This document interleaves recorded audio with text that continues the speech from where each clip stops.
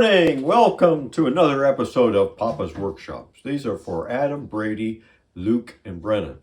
But before we get started, I have to check with my assistant. There she is, ready for work. You ready to go to work today? All right, let's go.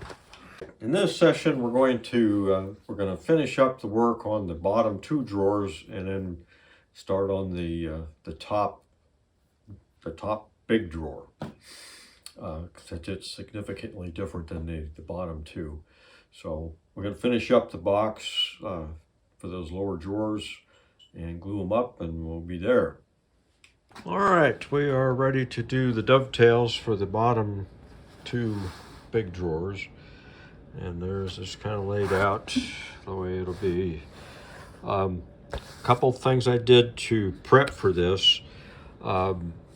I decided that we needed, here's the back that we have to cut out later, and I decided that we needed a little less meat out here, that was too much. So I kind of made it so that it's the same profile of that. So I cut this little rabbit out on the table saw, and so that we can put the dovetails in, and then we'll cut the backs out.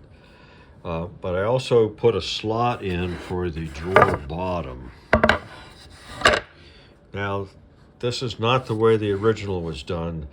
I had three different ways of doing drawer bottoms in the 18th century Newport. So the original, basically, it was nailed. It had a rabbit on the bottom of the front piece, and it was nailed to that, and then nailed to the bottom of the sides. They were cut a little short, and then a little piece added below that, basically, that would be the drawer, what the drawer would slide on. And the grain on the bottom would go front to back, which is opposite of the front. So you got a drawer this wide, you've got to have some shiplap joints or something in there. They had something. There were two little add-on pieces there to account for the shrinkage and the expansion for with humidity. So I've chosen to do it this way. I'm going to put a slot. We're going to use a solid wood bottom, the way they would have. In this case, I'm going to use poplar. But in that slot, then would go. The bottom would be like this. You can see that right there.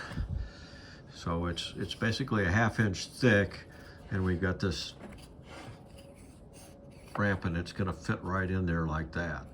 And the grain will go side to side, so it will follow the front, and then the back of the drawer, we'll cut that off right at that slot, and the bottom will go past the back, and then just nailed to keep it in the slot. And so when the bottom expands and contracts with seasons, it's going to go out the back of the drawer, and it shouldn't hurt anything. We just have to allow a little bit of room at the back of the drawer for that. So, and by cutting this slot now, that's going to help me with the dovetails, as I can put this little block in there like that, and I put the same slot on the fronts, and that'll help me get it aligned, up and down of the drawer. So that's why I do it. And the bottom, the back piece, I went ahead and put a slot just like this on that, and we use the same thing. And then once the dovetails are done, we'll cut this strip off the bottom, or off the bottom of the back, if that makes sense. And we still have the lock hardware to put in here too. I have that. The handles or the pulls are in order with the other stuff for the prospect door. So I should get that in a few weeks.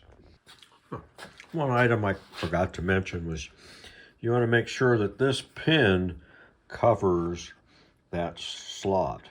So when it's together, you won't see it. If we had that up a little bit, then part of that slot would show on the edge of the front. So you got to make sure that bottom pin covers the slot. And as you can see, we're gonna gang these together and saw the both sides at once. All right, we got all the pins done on both drawers for the fronts, so we're ready to transfer it. And this is where I got that little piece in there, and that's where it's going to help me align this. See, we got the just go this way.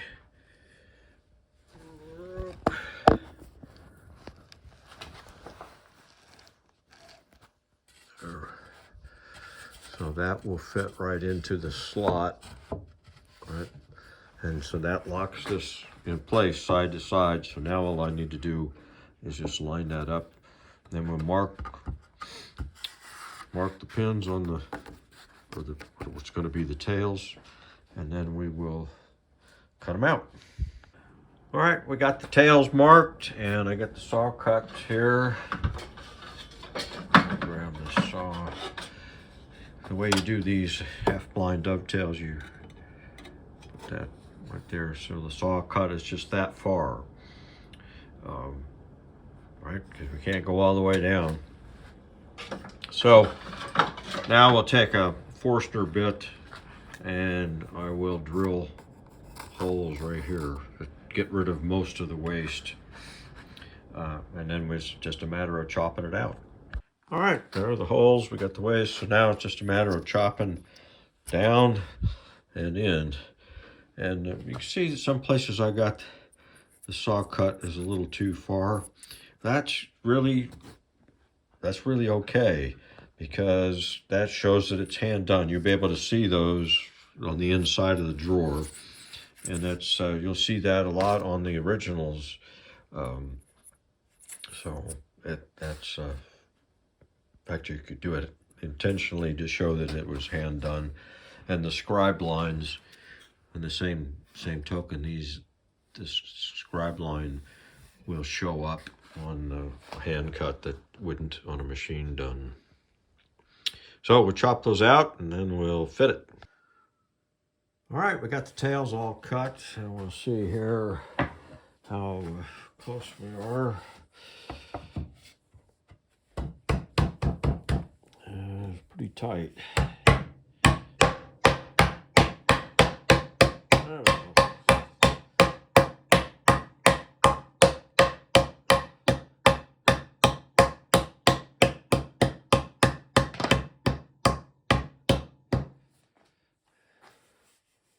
That looks pretty good. Some of them could go down a little bit more. That's right.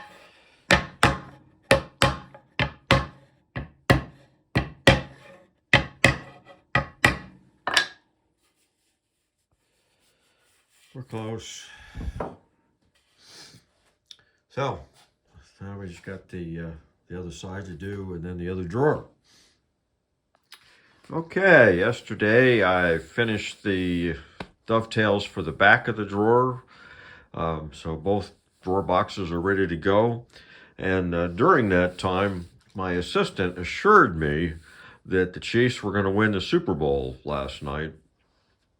And I asked her why, and she said, well, you just never bet against Patrick Mahomes.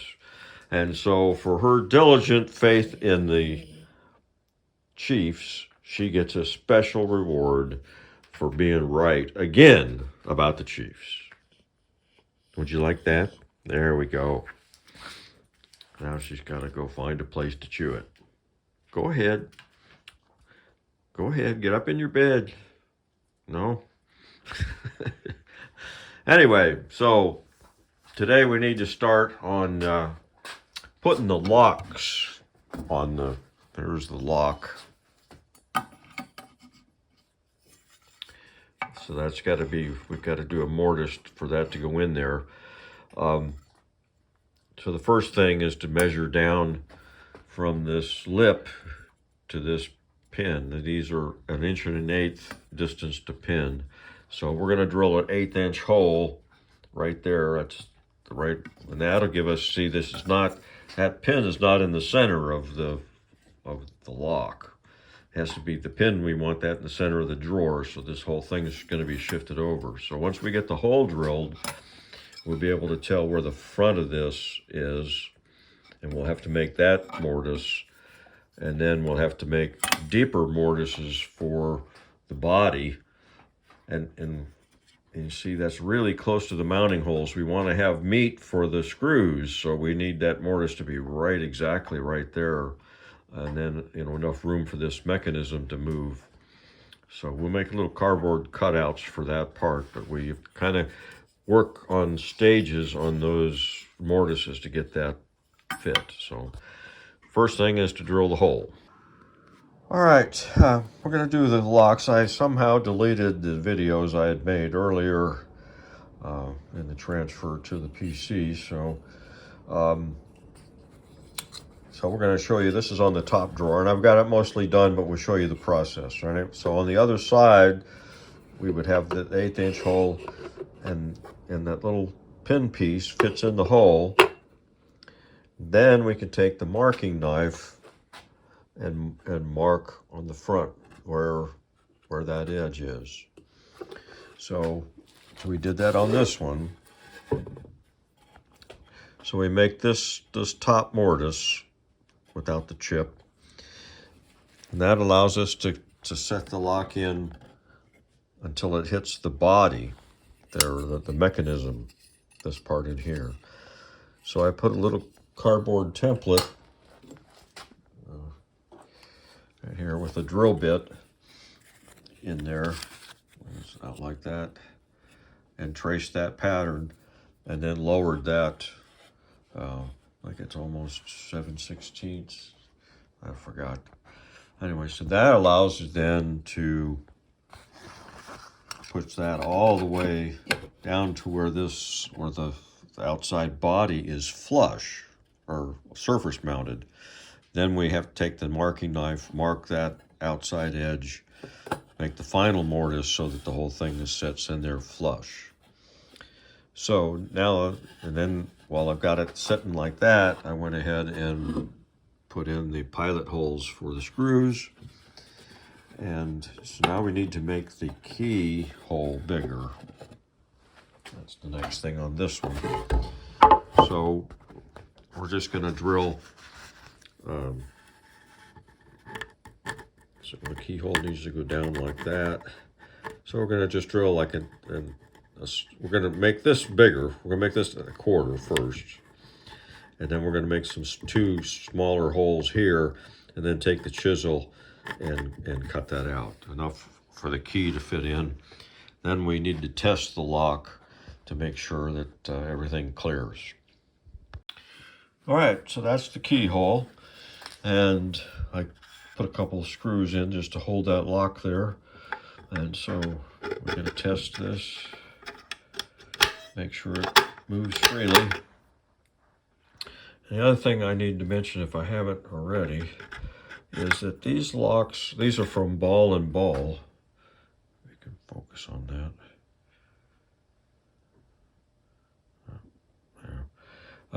So they're Reproduction, solid brass, and they are handmade, or at least handmade with machines. And there are slight differences in them. Like this distance here, that lip, I had one that was a little bit bigger, like we're talking like a 64th or 32nd off, but it makes that mortise different. And the same with the, you know, where the pin is in reference to one of the sides isn't exactly the same. It's close, but what you want to do is mark, you know, this is drawer A, so I've got on the back of this is marked A, and I fit it with this lock. And then the next drawer, I take the next lock, and that you just want to make sure, if you want the mortise to fit tight, except for that little chip out. All right, so the locks are done. All right, we got the backs pretty well done. Like I said, I'm not going to spend a lot of time on them. There's still some carving marks on there, but mostly we got the burn marks off of there. So now we need to finish the slot for the bottom. So we'll do that on the router table. All right, we got the slot cut for the drawer bottom, and what we need to do by hand is sharpen this corner down in here. So at this same, down the same angle. So do that real quick. And then we need to work on the drawer stop.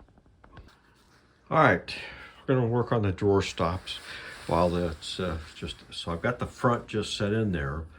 And so I took a pencil and marked the back side. So you can see right there for this bottom drawer.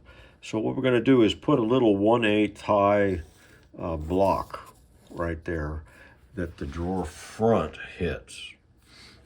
But it'll be lower than the bottom of the drawer. And that way the fronts will always be this 1/8 inch back that they're supposed to be. With such a big case, this is going to expand and contract, but the drawer, since it's going that way, isn't. So if we did it in the back, which is the way they did it originally, you know, we'd have differences in the seasons of where that front is. So this works better in my mind. So we're gonna just glue a little 1/8 strip there on the line, maybe a little proud, and then we can shave it to make a perfect fit after the drawer is glued up.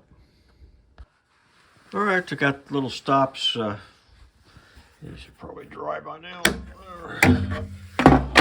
And I had to take, since I had jumped the gun with the finish, I took a little router plane with just a shallow cut and got a good area. So I will, when we got the drawers glued up, these are just a little bit proud of the line, and so we'll just take a plane and shave those to get a perfect fit. And so we're ready to glue, but we're going to go through them and sand, plane, scrape, whatever, the inside so that everything is smooth, all the machine marks are gone. I put a decorative edge on the tops of the drawers. This is my design, not what was on the original, but I think it looks nice having the drawers having a little detail on that. So it's just a matter of getting it all ready. Everything on the inside, it's a lot easier to sand it and scrape it now than it is when it's a drawer. And the bottoms, we're going to wait. The bottoms are going to have 1/2 inch poplar that slides in from the back, so they can be done anytime. So that's it. Let's get ready to glue. All right, we got the first drawer glued. They are big. Big. So we'll, I checked square, you know, measure corner to corner, make sure it was square, and it's sitting flat. So we'll set this over in the case over there, and then do the other one. All right, we got both of the bottom drawers are glued and they're set in there. So it's time to start working on the top drawer. So I've cut it to size. Now earlier we cut out the corner blocks that are going to go. So this is the right one and this is the left one. So that block's going to fit in there like that, and this one in there for our supports for the desk lid. So what I did, we cut these out earlier, and just to review, is I took and made a table saw cut that far down so that first I trimmed the end square, and then I measured in this distance, which is the same distance as these blocks here, or spaces. And so I did it with the table saw, so I ended up with a clean edge on both, you know, both end grains. Since it's just so small, it'd be harder to plane, so I just did that. And then I just took a handsaw and cut it this way. And I did, then on the other end, I trimmed it to length plus the thickness of my table saw blade, which was 1/8 of an inch. And back up. After I cut this out, or did that, then I shaved the 1/8 inch off of this end so that this dimension was right. So that's why that fits in there with no gap. I mean, we'll trim it as we need with the plane, hand planes. So then I cut this length, the opening plus 1/8 of an inch, did the same thing, and cut that, then cut the 1/8 inch off, so that we ended up with this dimension correct both on the block and on the front. And I took a hand plane and lowered this so that both of these were the same, because I made the blank was oversized. So once I got this dimension right here, then I took on the table saw and ripped off the it was about 1/8 of an inch, so that this block is correct and the desk is correct. Complicated procedure. Then once that this front or top edge was set, then I cut the bottom to the opening. So that's where we're at. So now we have to shape it. We have to shape this part here is raised, right? So that's going to stay at this level. And then this part here all has to go down by 5/8. And then of course all of this. And then this part in here, right there, gets lowered an additional 5/8, which is going to make this pretty thin. Because I started with this is only 1.5 inches thick. Oh, we get it out of there. So at first I was gonna, you know, leave it at the 8/4, but and you see I just took I ripped a slot down. That's going to be the top, this top part. So this is how thick it's going to be. And then we need that to put the lock in.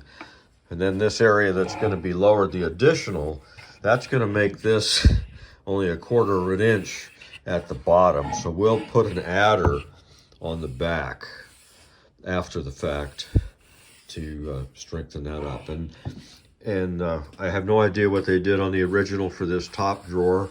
We got some pictures of the other drawers. I think they might have been from a different secretary, but they had just nailed on an adder that was the full width of the drawer, and it was, you know, back there, and there were just nails in the ends. So I chose not to do it that way. I think that was from a different secretary, but anyway. So what we're going to do next is I've got the outline on the bottom. This is, we have to cut this, and obviously we can't do that because it only goes part way up. So on the top, I've got just, we need to do here and there, and then this curve, and then of course along this line to this one. So on the bandsaw, we're gonna get close to these lines and get rid of most of this waste, because we have to bring all of this down by this 5/8 all the way down. So we'll cut that all out on the bandsaw, and then I'll probably flatten that on the router table to get it all the same.